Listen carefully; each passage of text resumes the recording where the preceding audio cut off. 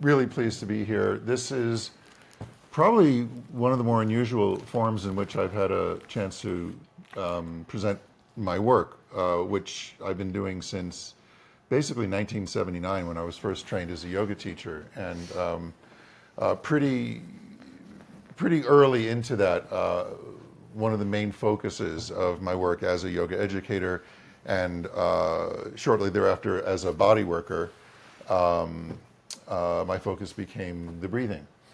And right around that same time, I was introduced to objectivist thinking.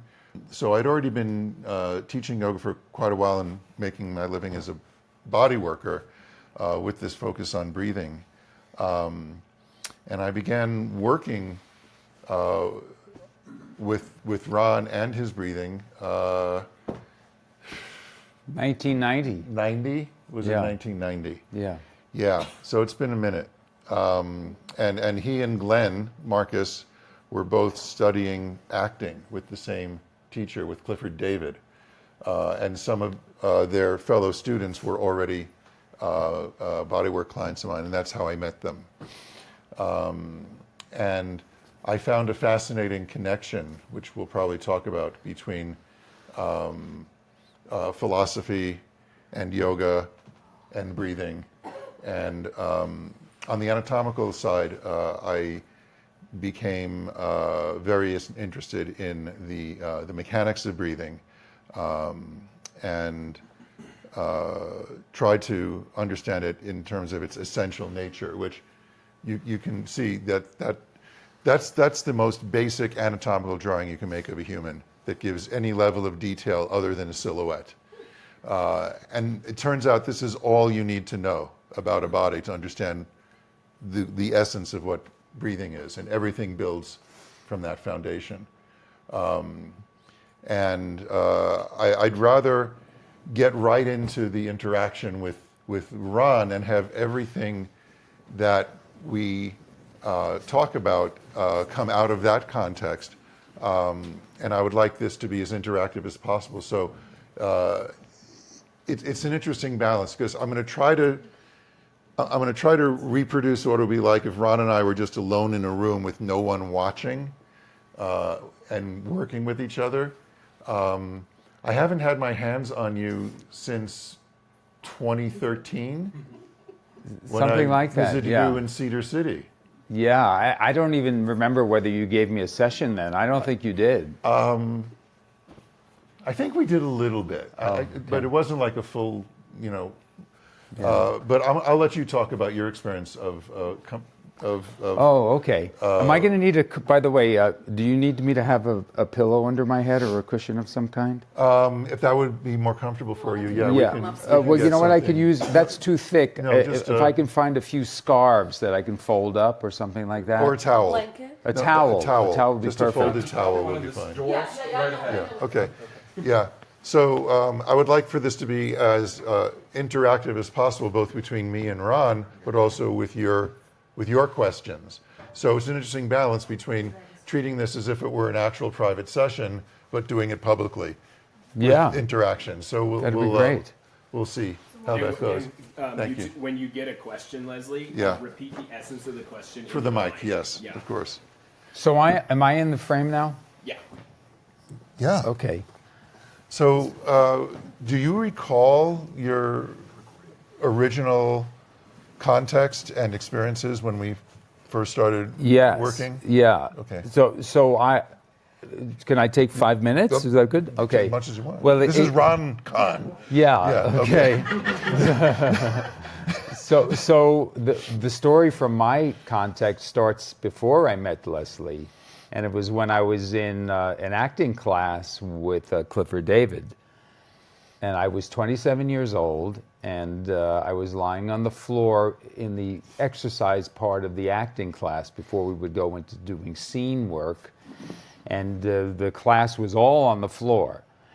And the teacher would exhort us in various ways to relax, or not just to relax, but to get our bodies and our minds in a preparatory state that would allow us to perform well. And one day he was walking around the room and he came to me and he started pushing on my gut in some, weird ways to me. And I started coughing and making all kinds of, weird Dr. Jekyll into Mr. Hyde sounds. And then suddenly I started breathing. It felt like, this was the first time I had ever breathed. And the air rushed in and out of me in some kind of way that I'd never felt before, but it felt natural. Immediately it felt as though every other way I had ever breathed was not natural, and this was the right way. I use the word right, maybe this was breathing. Yeah. And without any effort, the air just rushed in and out. And not only that, it was immensely pleasurable. It was probably the most pleasurable feeling I'd ever had, of somehow my internal being was being massaged by different, the various parts were massaging one another. And it was extremely pleasurable. And I started laughing hysterically for joy and wonderment, like when you see pictures of people who see color for the first time, or something like that, and just in joy. I didn't weep that time, but it was just overwhelming joy.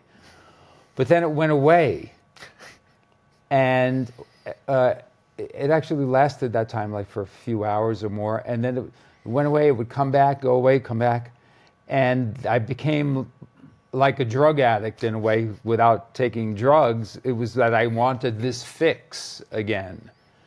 And it was elusive. And then I started studying with Leslie. And the first time on your table, you got me in that state. And the strange thing about it was, he could tell a few seconds before I was able to tell. He said, that's something. And a few seconds later, I felt it, and I was in that free state. And I started laughing hysterically again.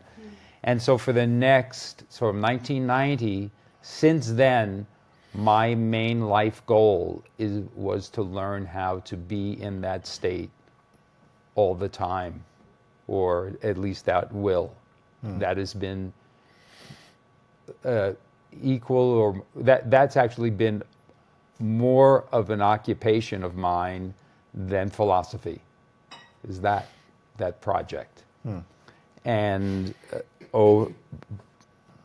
once it got to around 2006 and 2007, I finally got to a point where I could do it a lot. So every day of of my life, I was able to get in that state at least sometime in that.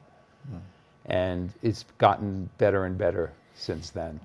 And in that process, it really is a process of just noticing what gets in the way, in large part, isn't it? It's well, I can tell you what I took to heart most. And a lot of time it's like I would hear 30 years later, I say, now I know how to do this, and I remember, Leslie told me to do this, but I didn't know how to do it.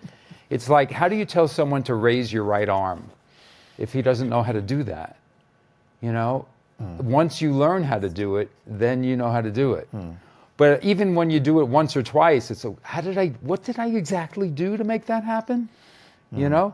And for years, for like 25 years or so, what I tried to do was what people told me to do, was to relax, was to let go. And I would feel tension in various places. Most often, I got rid of having to let my chest go in a certain way right away, but what I could never let go was my throat. And I would say, okay, relax, let it go, let it go, let it go, let it go. Imagine doing that for 25 years. Yeah. Trying to let go because you thought that that's what you're supposed to do. But on the other hand, we know that if we totally let go when we're standing up, we'll become a puddle. And when you breathe, you're not doing nothing. Certain muscles are working, right? So I took from what here's something, the most important thing I got from you in retrospect, and it also was something that I got from some Fitzmaurice teachers, and I put the two of them together. I remember one of my Fitzmaurice teachers, Saul Kotzebue, said, if you have trouble breathing somewhere, breathe somewhere else. Don't worry, you're not gonna choke. You know, if you feel tension in your throat, breathe in your tummy. Breathe somewhere. You know, and and then I remembered what Leslie told me about how he works on people. Sometimes you watch people, and you see. This is my interpretation. How he said, you see that certain parts seem to be moving a lot, maybe even more than is helpful, and certain other parts are not moving enough. And you will put your hand on a place that maybe is moving a bit more than it might. Yeah. And then by magic, right, the body realizes, oh, I can't move there. So the parts that haven't been moving start moving. If that's the choice that's made. There's another choice when I do that for the person to resist and meet my pressure with their pressure, right? Oh, okay. And so then you develop strategies from there. So there's always a choice on some level, you know. So here's what I did. I somehow one day it came to me, well, maybe I should. Maybe the tension is telling me to hold there. You know, it's like it feels like if you have a child that's not yet able to speak, you don't know what it's trying to communicate and you're struggling to try to find that out. It's like how I felt with my body. So what I did is I held it still, the part that was hurting or tense. Yeah. And sure enough, what happened was other parts of the body moved toward it. And it gave it a little massage. So I held this area still, and then my chest, when it breathed, it moved into that. It's like a guitar string that's not quite vibrating the way you want it to. Yeah. The solution isn't always to loosen the peg. Sometimes you have to tighten it. Yeah. And then other strings start resonating in harmonic frequencies. Yeah. And then that little massage was so pleasurable. And then my throat would stop being tense because it got what it was really asking for all along. There's a lesson there somewhere. Yeah. Can I tell you a lesson I learned from you? Yes. A couple that relate directly to this. There's this whole, so healthy breathing is well distributed and resilient. It can go in a lot of places because breathing is the shape change of these cavities. That's it. That's the definition of breathing. It's the shape change of the thoracic and abdominal cavities. Everything else is a detail. Like, how do they change shape? Well, the abdominal cavity changes shape but not volume, like a water balloon. Like, you know, something like this. The thoracic cavity changes shape and volume. More like something like this, right? So you got a water balloon shoved up inside the bottom of an accordion, and that's your breathing mechanism. So, you know, that's a level of detail that's useful to understand, and you'll see that coming into play when I demonstrate some of what we do. So there's an infinite number of ways these cavities can interact in shape changing, in other words, breathing.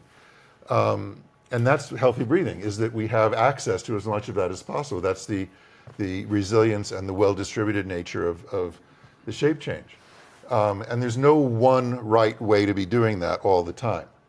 There's no one right way to breathe. And that runs counter to the way breath is taught in a lot of places, because they make the mistake between the purpose of techniques and what the end result of learning techniques is. The end result should be resilience and freedom, not being stuck in the technique. So if you've been taught belly breathing by somebody, that's a technique, right? It's a technique that presupposes that you can relax your abdominal wall while your diaphragm is pushing down on your organs and it's free to move. right? Now, there's a lot of different ways of getting that to happen. It's like, if I had one of those pool balls in my hand and I wanted it to get from here to here, I could just let it go and let it fall by its own weight. That's one way to feel a belly breath. Or I could throw it down and it would still go down. But that's a whole different thing. A lot of people don't even make that distinction when they're teaching something like belly breath. But what they usually say is that's correct breathing. That's diaphragmatic breathing. That's yogic breathing. It's proper, whatever it is. So you start attaching those ideas to a technique, then you teach the technique to somebody, and then they automatize it, and they're stuck in the technique now. So something I learned, it was just a comment that Ron made once when I was talking about this, when I was saying there's no right way to breathe, but Ron said, yeah, but there's a right way to do the techniques. You probably don't remember this exchange. I remember it because it was very significant because something clicked and it's like, there's some confusion there. There's a right and a wrong answer to a technique. You can either be doing it or not. There's no right or wrong answer to just breathing in general. It's like, what are you doing? What's your relationship to gravity? What activity are you engaged in that requires your breath to support, right? And that's where the resilience and freedom needs to come in. Mm-hmm. It's like when I'm twisting now, I'm not going to get as much breath into my tummy. Right. But if you insist on doing a belly breath, and that's the way you've been trained to breathe, and then you've automatized that, all of a sudden it's like, I can't breathe so well.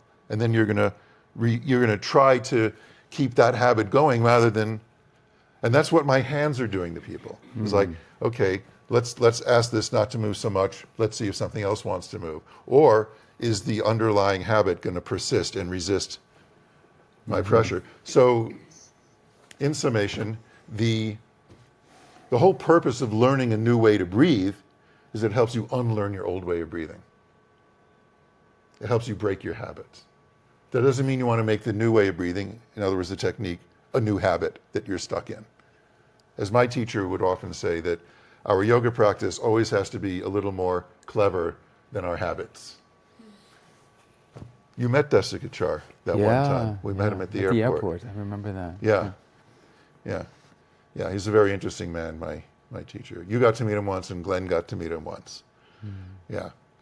So, I learned something from Ayn Rand about breathing. Oh.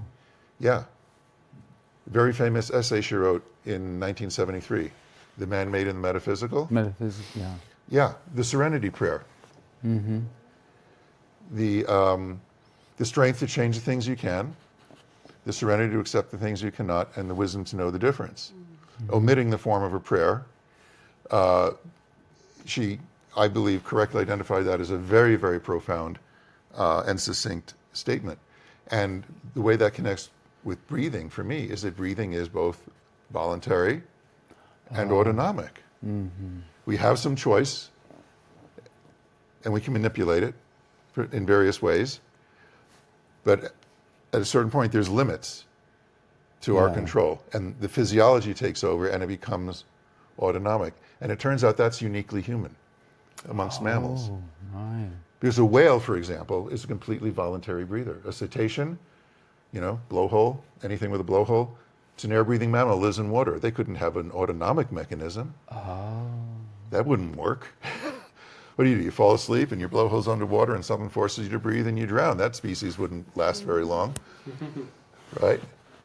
And then you look at the other end of the mammal spectrum, like monkeys, apes, chimpanzees, try to sit them down and teach them a breathing technique. They're all reflexes and automated behavior, right? They're not going to they don't have the self-reflective capacity to say, wouldn't it be interesting to sit here and regulate my breath in a certain way for a certain length of time, which is what breathing exercises are, Mm-hmm. So we humans are, I don't know, halfway between a whale and a monkey. We have the autonomic and we have the voluntary. It's very interesting to think of it that way. Yeah, that is interesting. Yeah. So I have a silly question. Yeah. Like, as a mom with my children, when I would read to them, and when we would nurse or when I'm putting them to bed, I would just breathe with them. We would just lay there. I'm gonna get some water. Yeah, that's called co-regulation. Mothers and infants do it naturally, and it's a field that's studied. in quite great detail. A good friend of mine is one of the top researchers in that field, mother-infant research, co-regulation, yeah, it's a natural thing that mothers do if they're within the healthy bell curve of mother-infant behavior. There's things that happen outside of that, which aren't so great. But yeah, and singing, anything that's rhythmic, playing the piano, music, sharing music with a child, I would try to breathe like on their foreheads. Sure. Like I would breathe right with them in their face. Like is that at all like, or is that just me? if it's creating stimulus that allows the two of you to get into sync, and co-regulate and in some way, because you're going towards bedtime, right? So you're basically you're probably promoting what we're these days talking about is a better vagal tone, which is more parasympathetic activation, which is the rest, relax, digest side of the autonomic nervous system, as opposed to fight or flight, which is sympathetic. So a lot of those things you're talking about are related to vagal tone. The vagus nerve is an important component of the parasympathetic division of your autonomic nervous system. So yeah, and we do these things naturally, yeah. Leslie? Yeah. Now, when you're working on Ron, Yeah. are you trying to get him into the state he prefers, or do you see it a little differently, or how do you relate to his dichotomy? I don't know. Let's Leslie, let's repeat the question. yeah. So when I'm working with Ron, like what are my objectives? Basically, is that the question? How do they relate? It's 100% client focus. I don't have an objective other than to be present and connected. And well, a lot of times clients do have very clearly stated objectives because they have pain or a problem or something they're looking for help with, right? And so that could be the way the session is framed. With Ron, I don't work with any other human the way I work with Ron, because Ron is not like any other human, and that's a compliment, obviously. But Not to humans? it's I think I'm a lot like of the monkey. yeah. Let's. Is it okay to get you on the? Is it okay to get you on Yeah. the table? Because I Yeah. think a lot of this will make sense once people can see a Yeah. little bit. It'll concretize it. Oh. There. Interactive. It's gonna pay less me with The that. money fell out of your pocket. Okay, you can keep it. Yeah. Just shake him a little bit more. Okay. So when you lie down to work on your breathing, which you often do lying down, yeah, you have a process? I do now, Yeah. And I sometimes think back to when I was 27, 28, and lying down that way and trying to let go in my throat. And I say to myself, if only I could have spoken to my 27-year-old self. Yeah. With I what think a lot of us have that thought from time to time. with what I know now, Sure. And so, like, I just did it. I just let my throat stay still, and I let the rest of myself massage me. And it's not just that one thing I do. Another thing I've learned. Can you guys hear me? This way. Another thing I've learned is that I don't have to find the one way, as you said, Leslie. That it used to be when you or other practitioners would work on me, it would take like most of the lesson, and toward the end, after they made many different adjustments, that they would all add up, and then I would get free, and it was as though they all had to be right in order for it to work. And now it's just one thing has to be right. I have a toolbox, and I just can use one. It's more like, which one am I going to do today? you know. And so sometimes I do the thing with the throat, and sometimes I do let the back part of like my spine, the back side of my spine, stay a little bit more engaged, and let the front of me flow. And I feel as though like the two are like sliding with each other, and they kind of, again, they massage one another. And then sometimes I say, let me hold the front and let the back move. And either one of them gives me that beautiful feeling. And then I'll stop there. Okay. Well, what you're describing so beautifully is the fact that the diaphragm, the main respiratory muscle, basically is anchored to all of your internal organs in various ways, or is in contact with all of your organs. And those organs have sliding surfaces between their own structures, in the case of the lungs, because the lungs come in lobes, right? It's not just one big balloon. You've got 3 lobes on the right and 2 lobes on the left, right? And those lobes interact with each other in movement. And they also interact with the chest wall, you know? So there's all of these surfaces that have little bits of movement and sliding available to them. And there are sensory receptors that can pick up that movement. And you might ask yourself, well, why don't we all feel this? You know, why aren't we all so tuned into this? Well, we can easily be overwhelmed by our own internal experience. So as we develop, when we're growing, we learn to modulate these feelings, and we do it with the way we breathe. And then at some point in our adult life, hopefully, we learn how to undo some of that, because we're adults now, we're not children. We have the ability to create safer conditions in our external environment than we had when we were younger. So the internal environment doesn't have to be modulated as much. So it's you know, there's this whole dance of space and boundaries that breathing unveils for us.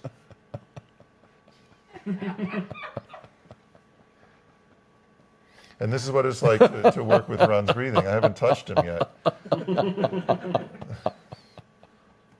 But it feels good to feel that it's safe to be in your own inner experience and have it be pleasurable and have it be something you want to experience. The question? Quick question. If always just stay on the table like that, Yeah. internally feeling what's Yeah. happening and expressing himself in Yeah. laughter, that means he'll be easily hypnotized? Hypnotized? Could he be If hypnotized? needed. This is more like being unhypnotized. Okay, I just wondered. Yeah, this is not. Yes. I'm just gonna. So I will show you the typical position that I'm in when I'm working with somebody. Although this is not a typical somebody to be working on. I usually have my hand gently cradled under the neck, and the reason for that is there are some muscles, some assistive muscles in the neck, we call them accessory muscles, that can get involved in breathing. They're not terribly efficient to try to use your neck muscles to pull up at the top of the rib cage to get it to move. Turns out the diaphragm is very efficient at moving not just the belly, but also the rib cage. And that's an understanding that a lot of people who teach breathing don't have. They think belly breath is diaphragmatic breathing, and chest movement is being generated by other muscles. When in fact, the diaphragm is capable of moving everything if it's relaxed enough. If the rib cage is relaxed, if the muscles that modulate the rib cage's movement, intercostals mostly, are relaxed, the diaphragm can very easily move the rib cage. And I'm giving him some gentle support here in the abdomen. It's creating an upward pressure It feels sore. under the center of the diaphragm. Yeah, it might be a little sore. Yeah, or You like know. it hasn't moved in that area that way, and it wants, Right. wishes it could do that more. Well, I'm sort of moving it in a way that your muscles quite can't. And that's another advantage of having someone else involved in this process, because I can produce movements and leverage on his system that he can't on his own. By Is that definition. because I haven't gotten to that level? No, you yet? just don't have the leverage. Oh, I see. Yeah.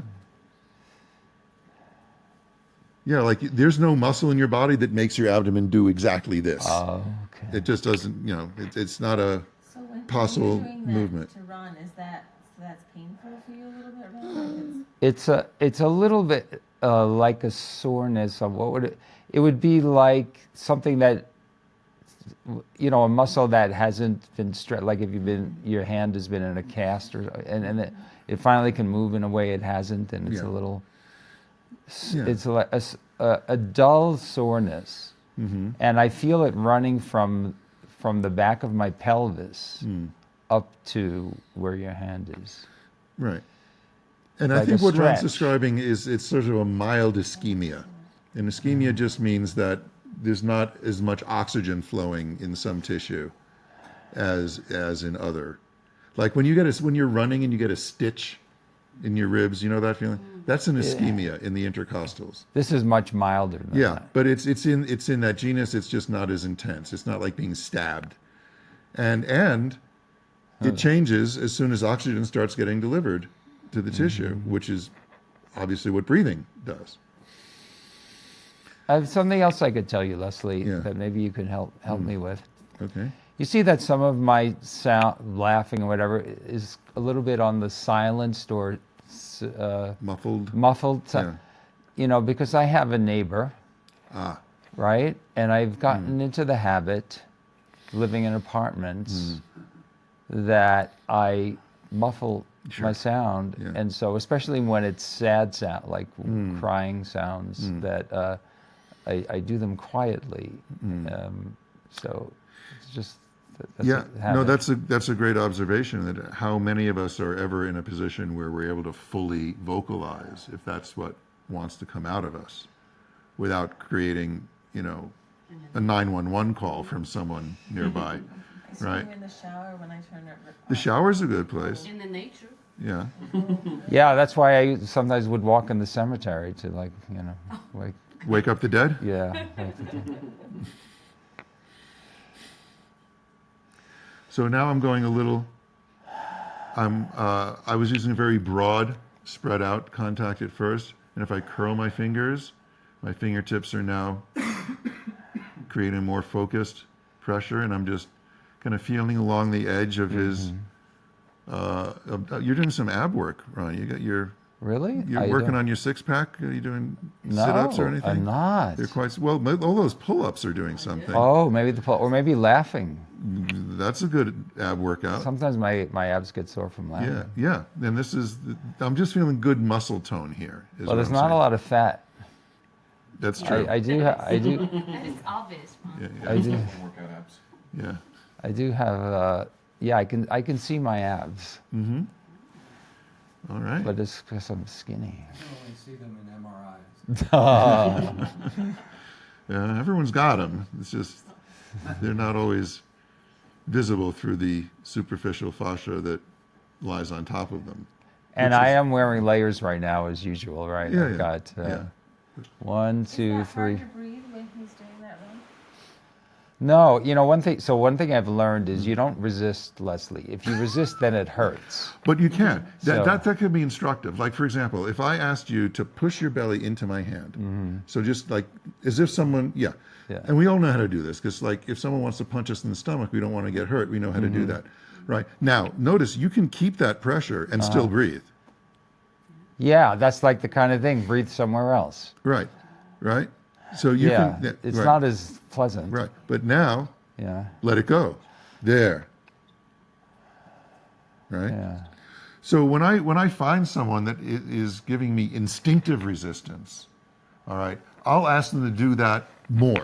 I'll ask them to increase it so it rises to the level of a conscious action instead of an unconscious action. Once it's risen to the level of conscious action, then they can find the off switch.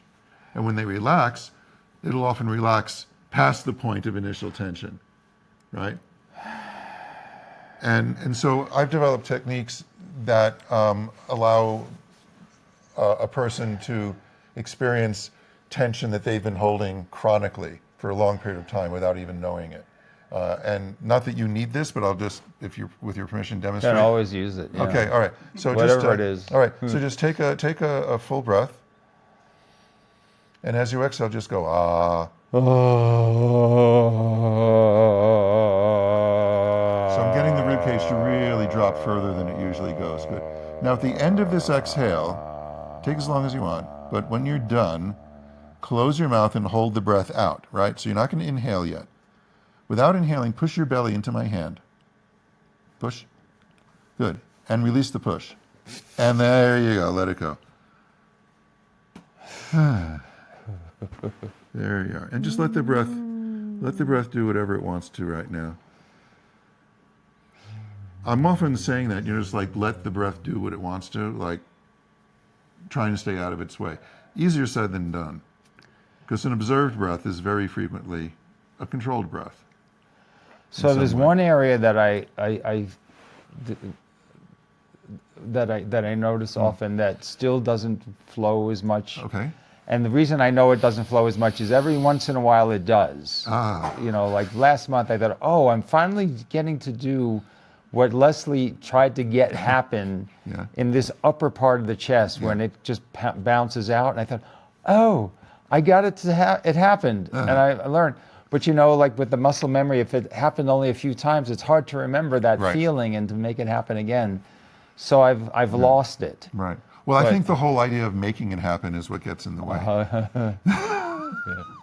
It's something that it's something that occurs when you stop doing everything that's getting in the way of it, particularly up here. And this is a tricky area because a lot of times people are trained not to breathe here, because people who have lung diseases exhibit a lot of action up in here, in their shoulders and their neck, and that's dysfunctional. And that's turned into like a prohibition on upper chest breathing. But guess what? You have lung tissue right up here. Like if I go just above your collarbone and point my fingertip down, it's right above the apex of your lungs, right? There's lung tissue right there. Sometimes just remembering that is enough to get something to happen. Yes, over here as well. Yeah, if you on your own body, if you just find the top edge of your collarbone, okay, and just point the fingertip down behind it, you're right above the tops of your lungs. There's lung there. And it can move in a healthy, relaxed way. Doesn't have to be tense, right? Also, here in your armpit, can you feel the ribs in your armpit? There's lung on the other side of those ribs. Yeah, well. And that's why yoga is so good when you're stretching that and then breathing, right? It can be, sure. If they're not telling you to do something stupid with your breathing. Remember, I teach anatomy to other yoga teachers, so I see all of the fantasy physiology that they're operating with. Tell them about butterflies. The butterfly. Okay. Well, okay, we have this whole energetic anatomy in yoga theory, and it consists of words like chakra, and prana, and sushumna, and nadi. And these are just metaphorical language for inner body experiences, right?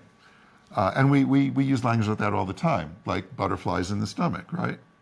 Has anyone ever had butterflies in their stomach? No, you haven't. Unless you swallowed larvae and they hatched in your digestive system, you have not literally had butterflies in your stomach, but you have because you know that that's metaphorical language, right? But by the same token, nobody has a chakra in their body, but they've had the experiences that get described as chakras.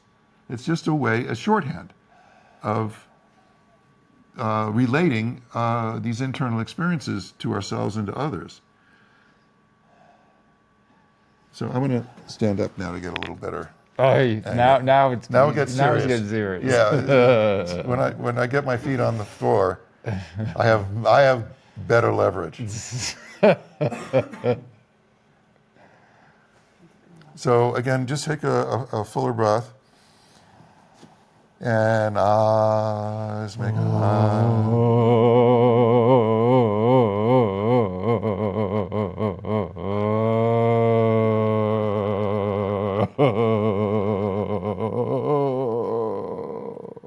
just going to pause. We're going to pause. When you're empty, just close your mouth. Soften your belly now. And whenever you really need to inhale, all you have to do is open your mouth and throat. I'll wait for you to do that. There you go. Yeah. So I don't know if you could see that, but did you get the sense that there was like a spring that was coiled that was releasing? Right? That's what we're looking for, because that's the natural resilience of the rib cage and the ligaments and cartilage that holds the rib cage together, springing back into an inhale, as opposed to muscles contracting and getting it to happen. You know, when you can get someone to experience an in-breath as a releasing of tension, as a letting go instead of a doing of something, that can be a revelation. Yeah, I do feel that. Yeah. So, a lot. Often what I feel is that the in-breath is a release of joy, and then the out-breath is sometimes a release of, it's not really sadness, it's of past sadness.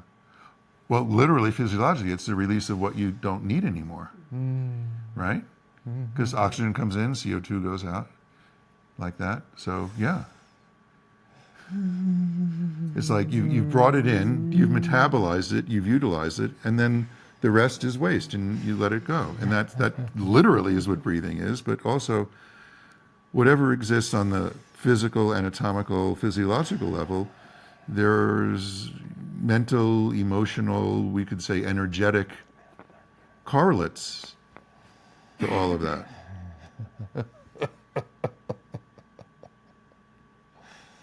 So may I ask you a question that I emailed to you that we were going to talk about? Okay.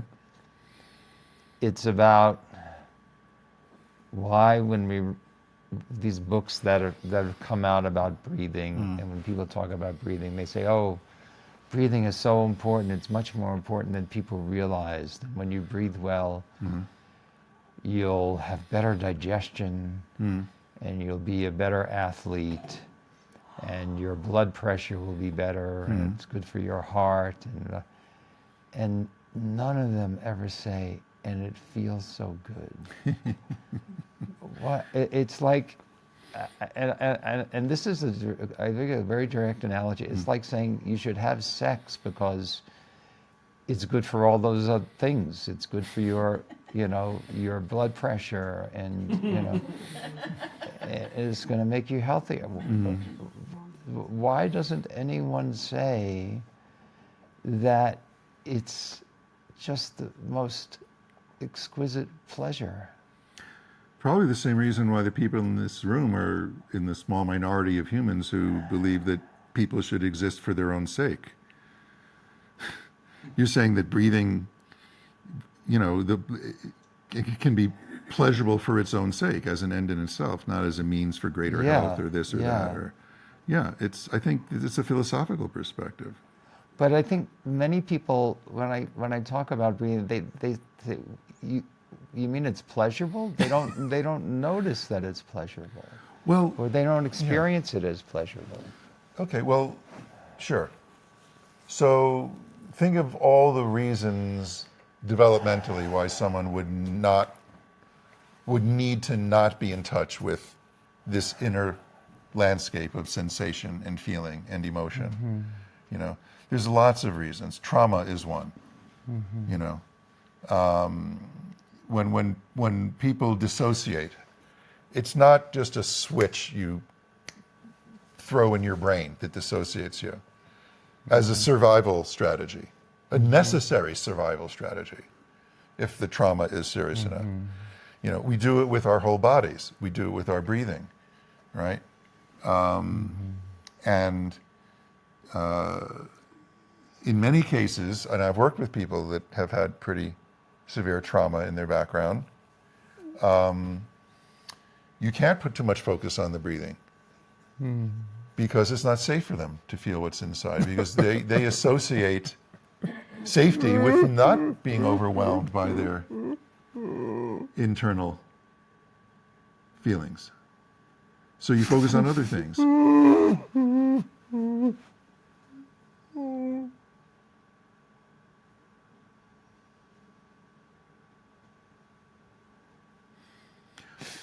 This is empathy.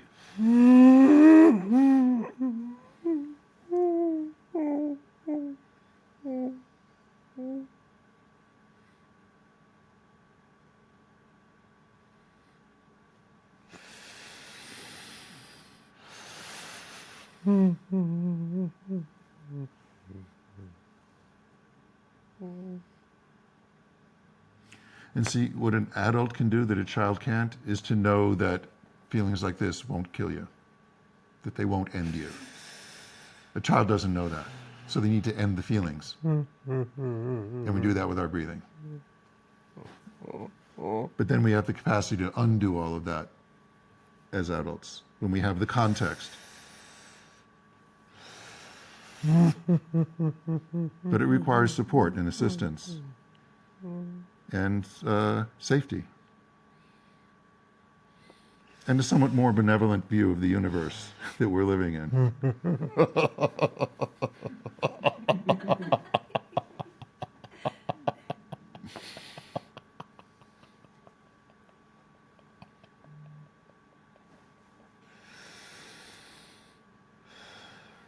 See, the benevolent universe isn't just the universe out there, is it? It's the one inside us.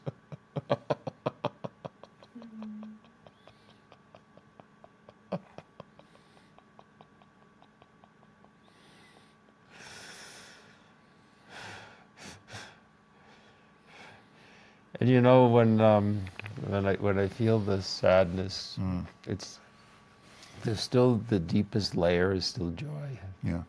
Mm-hmm. Because I'm alive. And whatever I'm feeling in this state, I'm more alive than when I'm not in this state. And so the deepest layer is joy. And the sadness is for people who don't feel that. Right. That's why I said that was empathy. I saw where he went there. That wasn't about him.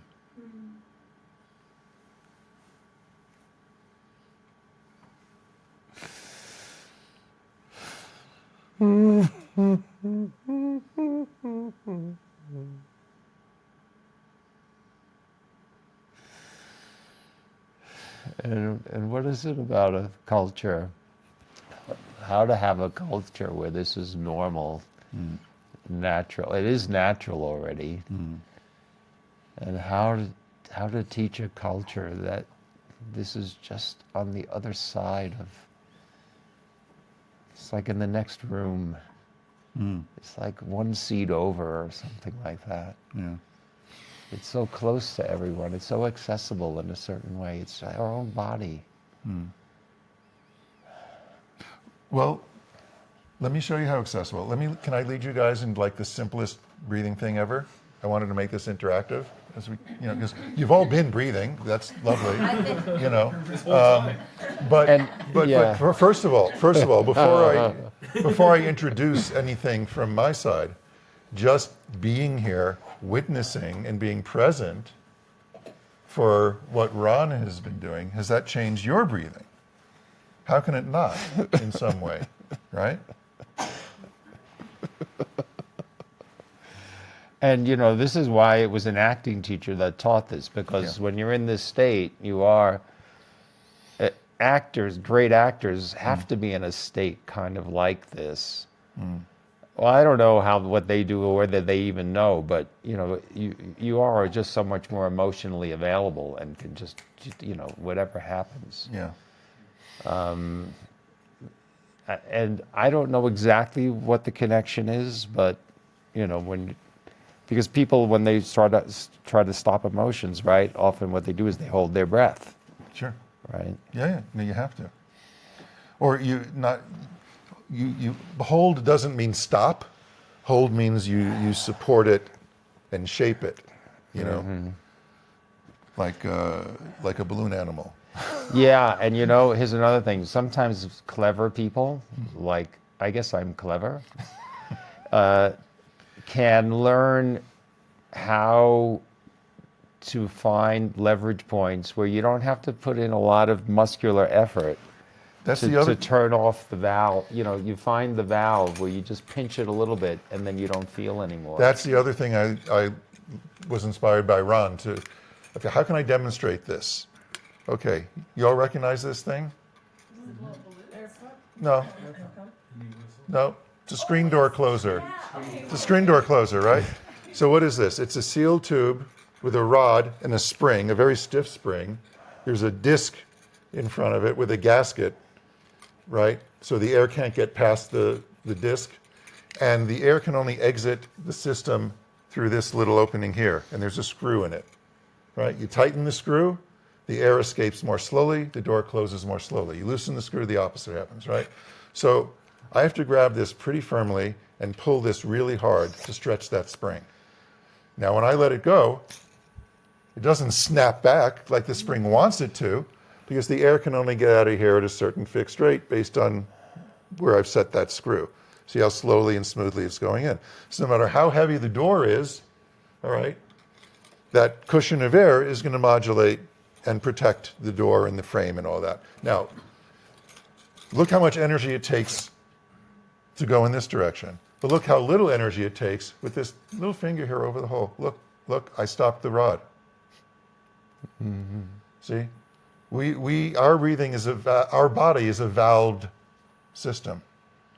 Mm-hmm. And we can control an enormous amount of energy that's present in the system with the valve, which is why the throat is usually the last thing to figure out in the system, because this is what we've been using to control not only what comes in, but what we let out, right?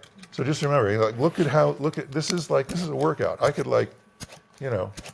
I'm pumping my muscles here. That takes a lot of energy to stretch that spring, but it just takes this one little finger to control all the energy in the system because it's valved.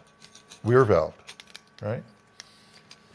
So this whole thing about leverage, how Yeah. you control an enormous. I mean, humans are. At Alamogordo with the atomic bomb test, all of the energy in the atoms and all the energy, the intellectual energy of all the scientists, boiled down to one finger on one button. Mm-hmm. That's. I don't. Right. Yeah. Think of that. Yeah. Right? That's what humans can do with leverage. Leslie? Yeah. Can you talk about anxiety and breathing? Sure. A bottle of water that you get me, Charlotte? Yeah. Before I do that, I wanted to talk you through this very, very simple thing. Is this your bottle here? No, that's mine. Oh, that's yours. Okay. They look so much alike. Here, take that one. I try sometimes. I immediately tear the thing that way, Yeah, so okay. I know it's mine. So, Should I get up? yeah, why don't you sit up? You don't need Okay. to. Yeah, you don't want to drink lying down. Oh. Yeah. All right. So, this is like the simplest breathing thing that I think can illustrate some of these profound aspects of breathing. And it relates to the thing I was saying before about the man-made and the metaphysical. So we can, as a group together, voluntarily do this. Let's all just take a breath. Let's pause that breath at the top of the breath. And now let's let it go. Now let's pause there. At the end of that exhale, just wait.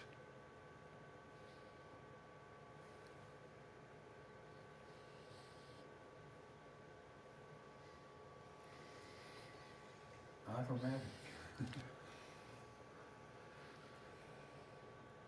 Did you need me to issue the next directive?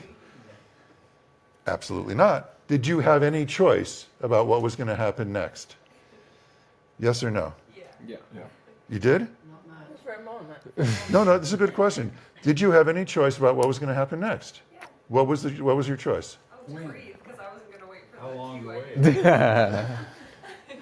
What I would say is that ultimately you had no choice. Oh, okay. Because you literally can't kill yourself by doing that. Your body wants to live. and your blood chemistry is literally going to fire your diaphragm. That's just how it works. The CO2 rises to a certain level, it stimulates the respiratory center in your brain, sends an electrical impulse to your phrenic nerve that controls your diaphragm, boom, an inhale happens. So you have no choice about that eventually going to be being the outcome there. Having a choice about the cue. What you do have a choice about is your relationship to that thing that you have no choice about. Think about that.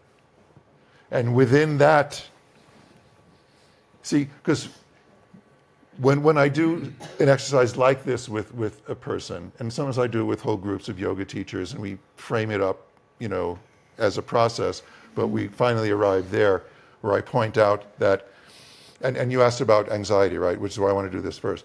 So someone that's anxious, okay, in that pause, will probably inhale before their blood chemistry needs it, before they need it. Because there's something mental, emotional, psychological going on about that, about being deprived of the normal rhythm of breath, oxygen, right?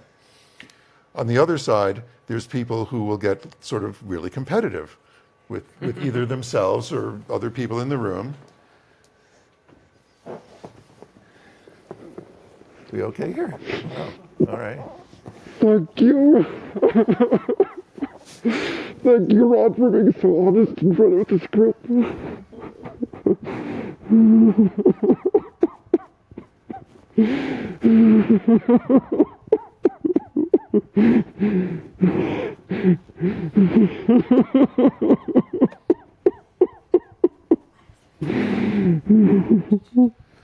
I didn't do anything. I'm just talking about breathing. But this happens. This stuff happens all the time. So no, you can see what I'm talking about. It's like there's people who will, before their body needs it, and then there's people who hear their bodies call for oxygen, and they'll feel the phrenic nerve wanting to fire the diaphragm, and they'll go, no, I can last a little longer. I'll keep going. And then, Would you like to sit on the table with me back to back? I don't think so right now. okay. May I have a towel, please? I spilled the water. What do you Right need? there. Oh, the I towel. always spilled my water. Yeah, they There you spilled go. the water. Yeah, I didn't let go of my water. So stupid. Flip closer for her. Things are getting a little wet in the front row. There's wetness happening here. Okay. Yeah. See, I told you when you sat up front that this was the splash zone. I told you it was the splash zone when you sat up front, right? Tears. What's going on with you guys? All right. So, something as simple as a breath like that, when you contextualize it in a conversation like this, it points to some very, very profound things, like the man-made and the metaphysical, right? The metaphysically given is that your body's going to make you breathe. You have no choice about that, right? You have a choice about how you relate to the things you have no choice about. And there's a little bit of stoicism in here if you think about it. We talked about stoicism yesterday, and one of the I think that people find attractive about it is like stuff happens you have no choice about, but you have a choice about how you respond to it. And our breath can teach us that lesson on a more or less continuous basis if we make it a point of focus. It can be very profound. And then everything else is a detail, like everything else is a detail about the anatomy of breathing here. I could tell you, this is breathing. It's the shape change of the abdominal thoracic cavity. And then, okay, well, how does that relate to yoga? It's like, well, guess what? Your spine is the back of the cavity, right? So now all of a sudden you realize that, I was saying that people sometimes who have trauma, you don't want to focus too much on the breath because it makes them anxious. So you just have them move their spine in certain ways. And if you do that, you know that they're moving their cavities and breath will happen. You don't need to make it a point of focus. So there's a lot of avenues to working with someone depending on what is appropriate or useful for them, And then, here, and this is just a picture of the whole thing as a valve system, right? It's like, why does regulating the breath with certain yoga movements take pressure off the spine? Well, because when you have these pressurized chambers, that are being regulated with your breath when you're moving, that's what's holding up your body from the front of the spine. Without that, this musculature is responsible, and it doesn't feel as good, right? So it just evolves. It just evolves from there. These are just some of the slides I use when I'm teaching. And that that's one on the left is what would not happen. This is without breath control. These are the mechanics. There's a. That's what it would do. Okay, but by breathing and putting the pressure in your stomach, it takes that pressure off the spine. Yeah, I wouldn't say stomach. I'd say abdomen. The stomach is a bag your food goes into. Yeah, I see. Yeah. That's how ignorant I am. No, but a lot of people do, and I'm just, Yeah. there's a certain precision of language that I think a little bit of anatomy can give us that is helpful. Because I tell yoga teachers, you may end up with a doctor or a nurse or someone that has medical training in your class, and if you say something that sounds stupid to them, they're not going to trust you with anything else, So, yeah. Yeah, but this is bad leverage, right? Because look where the fulcrum of the movement is here, and these muscles are acting at the short arm of a lever, right? They don't have great leverage, right? Here, all the weight bearing force is being transmitted through the organic spaces and the diaphragms, and you're taking a lot of the pressure off of that. So we get into a little bit of physics with people. Do you explain to them why when people sit down, sometimes you hear them go, We all do that, yeah. And as you get older, it gets more noticeable. And more vocal. Yeah. Yeah, but exactly. it's because they instinctually or habitually know that they have to keep this as a tube, and so they hold their breath a little bit as they go down, right? And then they can let go the breath. Yeah. And no longer have the rigid rigid exactly. Cavity. You're creating. There's a transitional amount of support between supporting your center of gravity over your feet and transferring to something else, and it's like, okay, there it is. Now I can let go of what I was using when I was supporting myself. Right. And then you're about to shift in the other direction. It's like, oh wait, here it comes. And wait, okay, there it is. And then that was like an old Jewish man sound. But and as our joints become sort of a little more annoyed at holding our weight up as we get older, we get a little more arthritic, we get a little more stiff. The breath has a little bit more to do. So it's like, no, okay. But it's not just weight bearing in physics. Think of this: when you're about to when you've drawn yourself a bath, like how you make the bath really hot so it doesn't cool off too quickly, right? You make it a little hotter than you can tolerate, and then you test it, and it's like, oh, okay, maybe I can get in now. So it's like, ha, ha, ha, ha, ha, ha, ha. And then the other foot, and that's okay. But now you got to lower all of this into the hot water, and it's like, I challenge you to do that without using your breath to modulate your experience. So it's like anything that's like super intense that's about to happen to us that we want to modulate, the breath gets involved. There's no way for it not to get involved, because you're going to lower your pelvis into that hot water, and it's going to be right? You're using your breath to regulate your affect, essentially. It can be, external temperature, whatever. Internal affect. Affect regulation is accomplished with breath. It's part of how we develop as humans. Cassie has a question. Can you actually show the difference in posture for these two? Because it's hard for me to see the difference in how they're standing or bearing weight. Yeah. I can ask you to come here and do it. Okay, so we do this with yoga teachers all the time, right? Is she going to be on camera here? I don't know if I can move away. Yeah. You should be good? Yeah, you're on camera. Okay, good. So this is a very simple thing. You raise your arms on your inhale, and as you exhale, you slowly go from standing to a forward fold. That's good form there. So now come on up. All right, so what I'd like you to do is do that again with your knees slightly bent and keep the weight in the middle of your foot instead of in your heels. And I want you to come down as slowly as you can possibly exhale, right? That's it. So you're exhaling really, really, you're doing it on a single exhale. That's how slowly you're moving, on a single exhale. There you go. She has a long breath. She can do that really well. And now inhale, come back up. Good. And relax the arms down. Now, I'm going to ask you to do that again. Same exact thing, right? No difference until you get to here. And when you get to there, stop constricting your throat. Stop constricting my throat, just like Yeah. just breathe. Yeah, just open your throat, Oh, okay. Yeah. right? How do I know she was constricting her throat? There's no way to make the breath that long unless you do it. It's instinctive. In yoga, it's a technique we call ujjayi, and we teach people, but you don't have to teach people because she knew how to do that. There's no way she could have gone down that slowly on a single exhale without valving here. So what I want you to do when you get halfway, like there, open the valve. Okay. But go with the same speed. Okay. Go ahead. Okay. Yeah. So you're starting off with the valve, just like you did before. Good. And right about there, release the valve. Sorry. So what happened? I'm not breathing anymore. Right. Either you hold your breath, stop the movement, or you flop.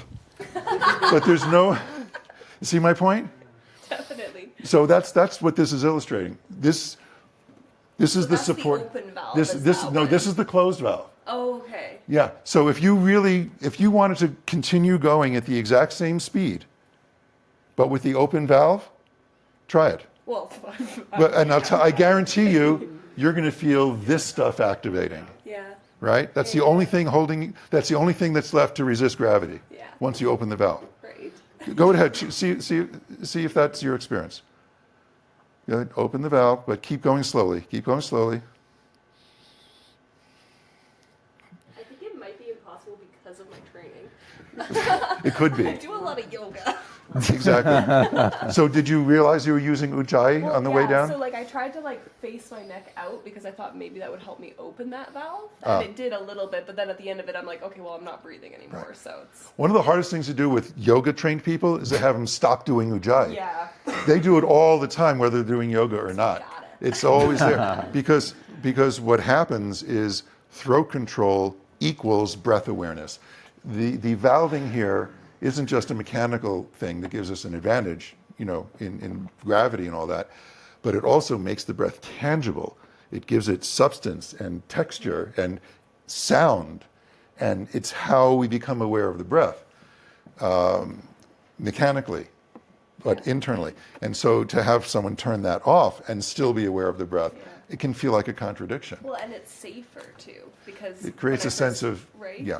When I first started yoga, it was like I needed the breath in order to actually do some of the postures. So I learned it as a Yeah, thing, but yeah, cool. you. All right, yay. Thanks for your questions.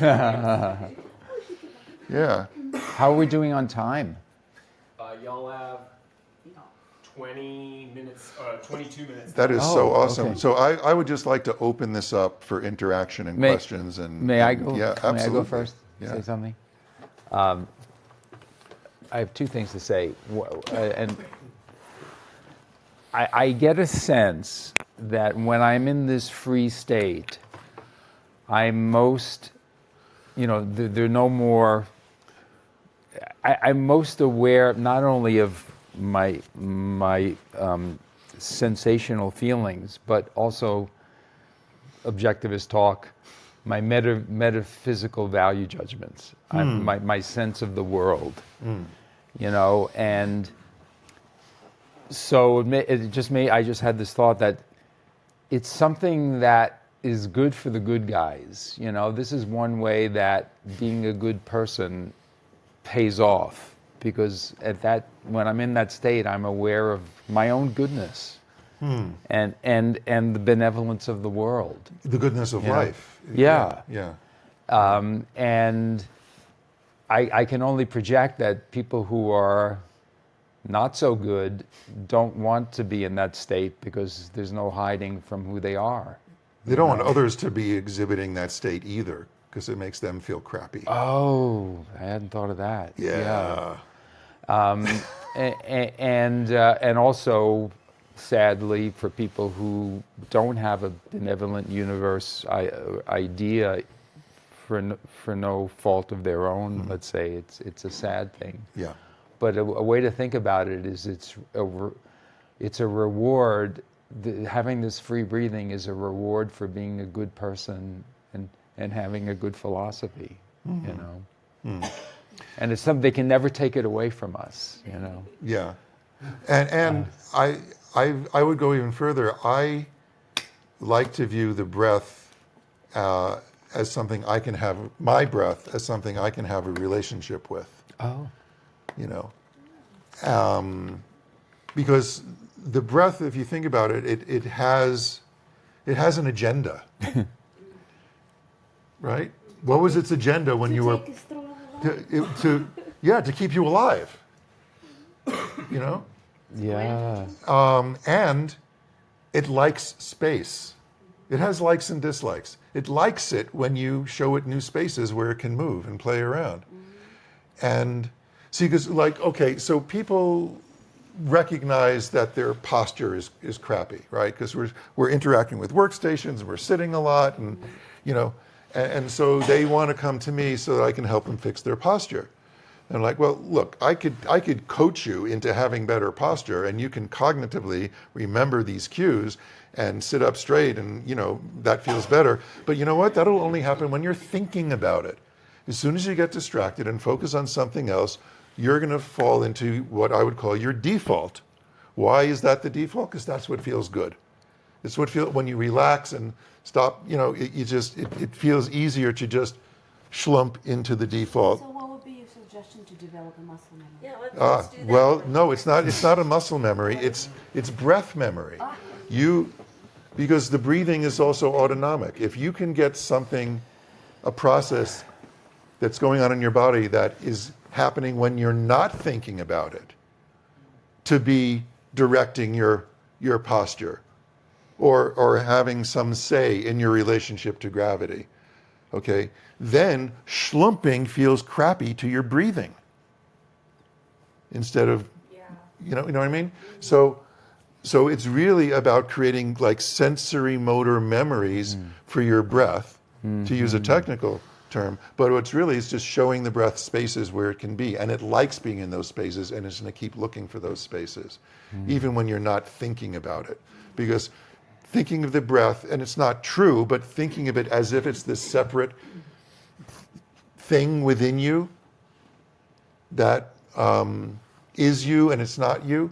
Okay, because in a way, we inherit things. You know, like, do you know there's math behind it. Caesar's last breath, right? Have I you don't heard know of this about thing? that. No.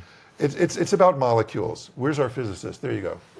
So molecules are so incredibly small. We don't really realize how small they are. Okay, there's more molecules of water in this bottle than there are bottles of water in all the oceans of the world. Think of that. Oh, thank goodness. You know what I mean? That's crazy. Those are crazy small things in here. Air molecules in the same way are so tiny and so well dispersed in our atmosphere that the exhale that said et tu, Brute, the molecules in that exhale, right now as we're breathing, the probability is you have at least one of those molecules moving in and out of your lungs at any given time, right? But what does that? That means that every living creature that has ever been on this planet that's had lungs has had a molecule in their lungs that you have in your lungs. That's so. In a way, our breathing is very, very personal, and it's what keeps us alive. But it's also this thing that connects us with everything else that's ever breathed. You know, your heartbeat, there's a pulse in when we're little embryonic developing things inside, okay? Before the heart even shows up as a localized structure, there's a circulatory system, right? There's basically, we're evolved out of tubes with fluid moving through them, right, embryologically. And so there's this, all of this movement in the system that will be our circulatory system before the heart even shows up. So where is that movement coming from? Think of that. What is the origin of that movement, which is moving right now in your system? It was there before your heart showed up. Where'd you get it from? You got it from your mother, right? It was coming through the umbilical cord, through the placenta, from your mother. Okay, that's inherited. Where did she get it from? You can see where this is going? She got it from her mother. It's mothers all the way down. It's wombs and mothers and fluid all the way down. Go back to the primordial ocean and the first living things that were swimming around there. I mean, the stuff that's moving in you now comes from there. It's inherited. You did not come up with it on your own. We danced with this stuff for a while, you know? And at the risk of this sounding collectivist, it's not, right? It's just nature. It's just the fact. It's connectedness. And when we feel that life force inside of us, and it's joyful, you know, that is a direct perceptual recognition of the benevolent universe, which is sustaining us, which gives us all the materials that we've inherited, that we get to play with while we're alive. And it doesn't disappear when we die. We might, but all of that movement, it's still there. The molecules are still there. Someone else will be breathing them, you know. Someone else's fluid will be passing through you. I mean, these molecules pass through everyone's kidneys too. Don't forget that, right? So these are interesting things that contemplating the breath brings you around to. The breath is the beginning. Yeah, well, yeah, our life begins with an exhale. We're not born with air in our lungs, right? Sorry, did I say exhale? No, our life begins with an inhale. Sorry. No. It begins with an inhale because we're not born with air in our lungs. We have to, the first inhale is very significant. It changes our circulatory system. Is that why a baby cries when they're first born? Oh, they better be crying, yeah. You want them to cry. Because they're inhaling as they cry, right? Yeah, and that first inhale takes at least 3 times more mechanical energy to move the lungs than any other breath you'll ever take, because they're not inflated. My baby first cried when I heard him. Oh, no. Whoever was around there helping you deliver wanted to hear that baby cry. If you don't hear a baby cry, then because their lungs are immature and you know, they need to inflate. You know, Sometimes it takes a second. So well, that's why doctors used to slap babies in the ass, you know, just to like stimulate them and get them to take that, because they know how significant that first breath is, because it inflates your lungs for the very first time. It seals the hole in your heart, okay? Because when you're in utero, your lungs are offline. There's no blood, there's no air in there. Your circulatory system is bypassing your lungs. You're getting the oxygen from your mother. That oxygenated blood comes in and it hits your venous system, hits your liver, then it goes for the rest of you. There's all of these bypasses, these ducts which seal off when you're born, when you take that first breath. Infant circulation, you know, is very weird. So an infant that doesn't take a very big breath in the beginning might have more They might be premature. Okay, that's the most significant complication from being premature, is that the surfactant that you produce very late in intrauterine life, which lowers the surface tension of your lungs, so they can move easily. That's not as present, right? When they know a woman has some situation where she needs to be induced, or a C-section, a planned C-section, they'll measure the amount of surfactant in the amniotic fluid to tell them if the baby's lungs are ready. That's what they did with my last child. Yeah, and that's what they're looking. They're looking for the surfactant, and that lowers the surface tension of the lungs and lets them breathe more easily. That's why preemies need help breathing. You know, because lungs are, even in a full-term healthy infant, their lungs are stiff. They're immature. Yeah. So when we're training yoga teachers about proper breathing, look at the belly moving in the baby. We should breathe like babies. They're saying, no, babies do not breathe easily. They have immature breathing mechanisms. Their lungs are stiff, and the rib cage isn't as stiff as it will be. It's floppy. So the forces of stability and mobility are reversed in an infant's breathing from what they'll be in an adult. The lungs have to loosen up and the ribcage has to stiffen up. They're more prone to apnea, they're more prone to breath stoppage, the bronchial passages are more collapsible because the cartilage rings are floppy. So yeah, babies are not ideal breathing models. So, can you take us back to the posture and take us through to breathing on that to help us with our posture? Because I might have not, it might have went like this. Okay, here, you might want to stand for this, okay? If you can get your feet on the floor, and anyone else can try this too. So we do, you know what? Before we do, we have a few minutes left? Yeah. Okay, let's do this. You can be sitting or standing for that. That's my youngest. He's, that's Sasha. He's 25 now. He's still cute, but Tell him he was cute. yeah, he knows. He knows. He keeps asking for royalties whenever I show that. Yeah, right. So I'm going to. I'm just going to. He's 25 because I was thinking he's your youngest, and I'm like, wow. Well, my oldest is 35. My oldest is. Breathing well. I was thinking, when did you have it? I'm not as old as Ron and Glenn, but I'm 3 years behind them. All right. So can you breathe with this? This is moving in a kind of a breath rhythm.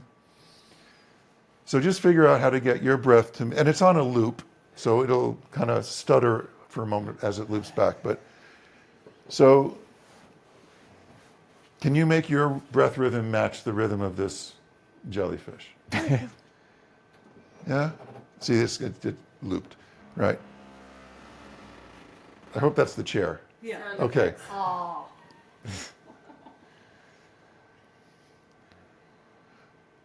So where does your inhale and exhale naturally want to fall as you look at this image? Exhale. Which one? Inhale.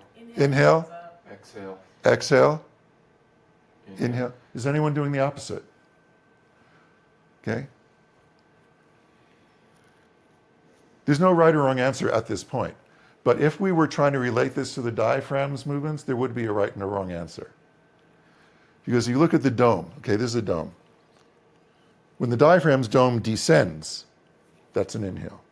So you kind of got it right, but it doesn't matter. Oh, so I was opposite. No. Always opposite. The question is, are you relating to the upward movement you see or the downward movement you see? I just needed a longer exhale, and he goes down longer. So you wanted the longer movement to be your exhale, Yes. right?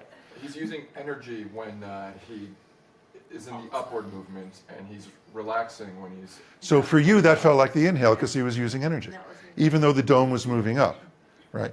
Yeah. So this is just a question of how you relate to your own breathing, and how something you're seeing here is connected with that. So there's no right or wrong answer when you're doing this as an inquiry. But if I was trying to teach about how the diaphragm moves in the body, we actually want to point out that as the center of the dome moves down, that's the inhale. And as the center of the dome moves up, that's the exhale. But the thing people don't realize about the diaphragm is what's happening at the edges is just as significant as what's happening in the center.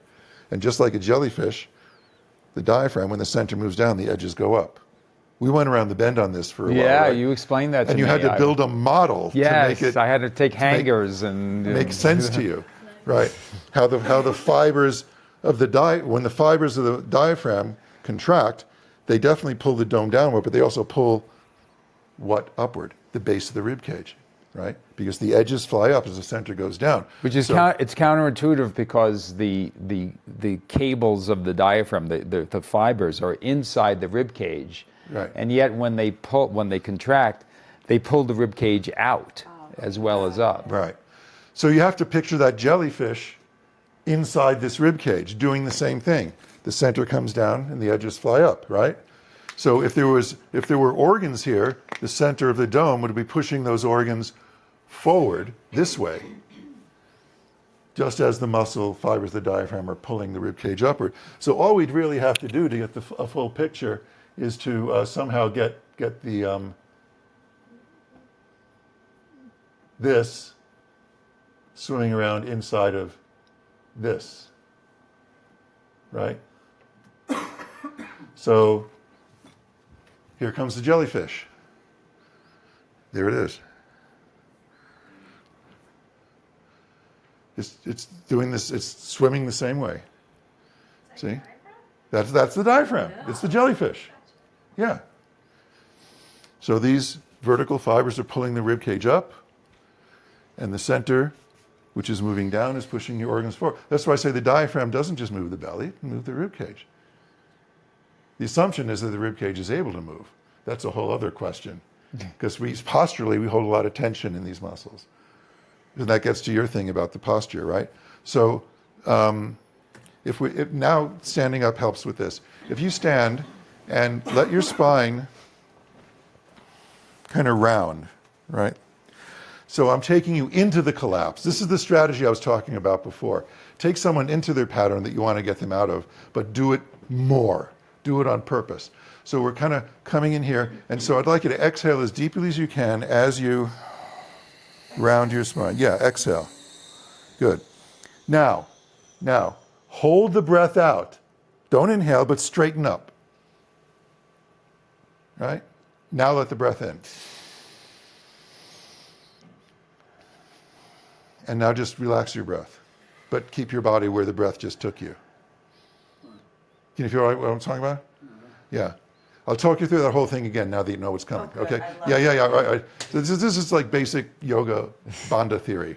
We call them bandhas. But anyway, so exhale.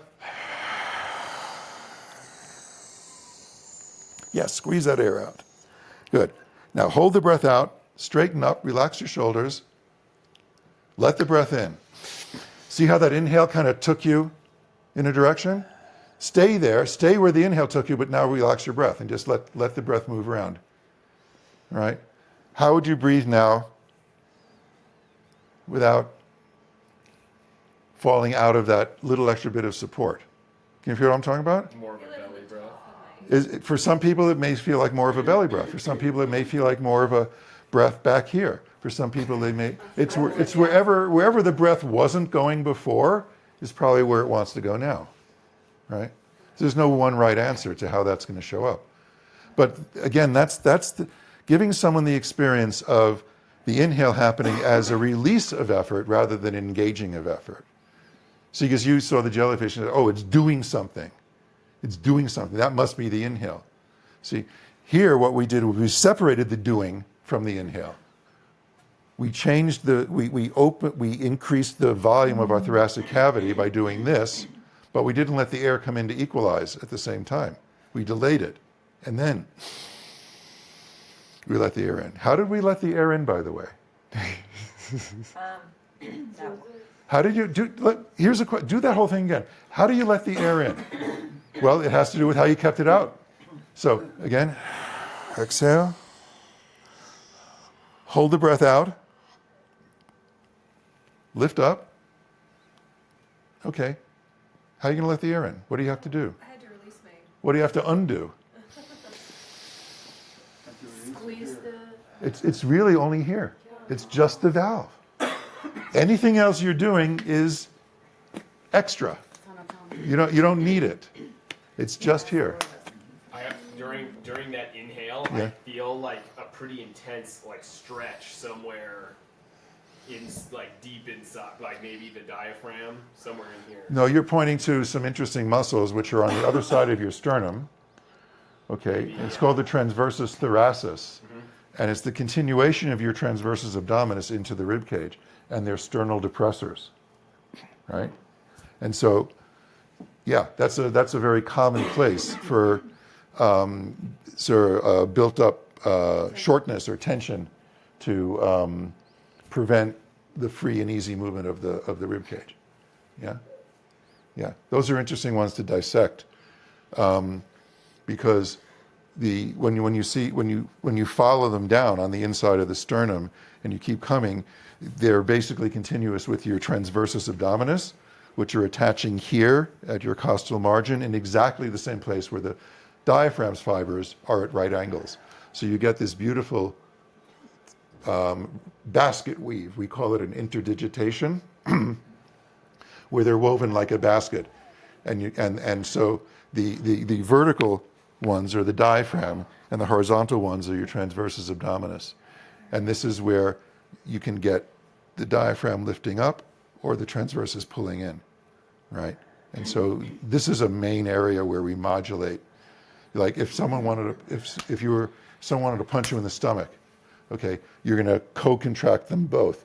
You're going to pull your ribs in and shove your diaphragm down, and it makes your belly hard, and you're invulnerable, right?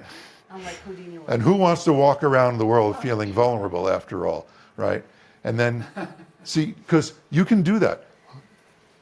Tighten your belly as if someone's going to punch you in the stomach. Make it hard, right? Okay. Now, can you breathe? Yeah, you can breathe. You can survive. You can't live fully, but you can survive. And a lot of us walk around with just a little bit of that tension there. It's like a little hyper-vigilant kind of, is it safe to fully breathe? And that really hinges on your worldview, doesn't it? On like, how safe are we in our internal and external worlds? Yeah. I can try to like kind of hold tension, not tension in your abs, but like hold strength in your abs to support your spine. Yeah, that's nonsense. The best thing to support your spine, you know what it is? Breathing. Oh, your spine. Yeah. No, your spine. I mean, there's a lot of musculature that gets involved, obviously. But what most people don't realize is that the weight bearing that the spine does is, okay, just to not make too fine a point of it, but, look how far forward the weight bearing structures of your lumbar spine are. It curves this way, it curves toward the front of your body, and it's the front structures of your spine. See, when we say we have trouble with our spines, we say we have back problems. It's interesting, because this is where it hurts when we're not doing it well, but that's not where the weight's being held up. It's being held up in the anterior structures. So by relaxing that, would you expect that pain to go? Yeah, I think what's going on with our ability to actually sense our weight pathways in the front of the spine has a lot to do with breathing. And what attaches here is an interesting question. Your psoas muscles and the roots of your diaphragm attach there. And those are deep inner body structures. That's what Albinus called the fourth order of muscles when he went through the layers, right? Remind me what the psoas is. I'm not going to remind you, I'm going to show you. That's what I'm looking for. Leslie, isn't it the shortest muscle? No.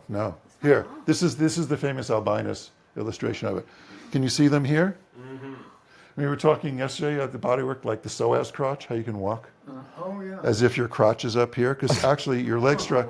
Yeah, so these are the psoas muscles here, right? And then the legs, the crura, the roots of the diaphragm, come down actually below where the psoas muscles attach. So you have diaphragm structure that comes down to L3 on the right, L2 on the left. And the psoas muscles come all the way up to L1. In fact, the psoas minor, if you have one, comes up to T12.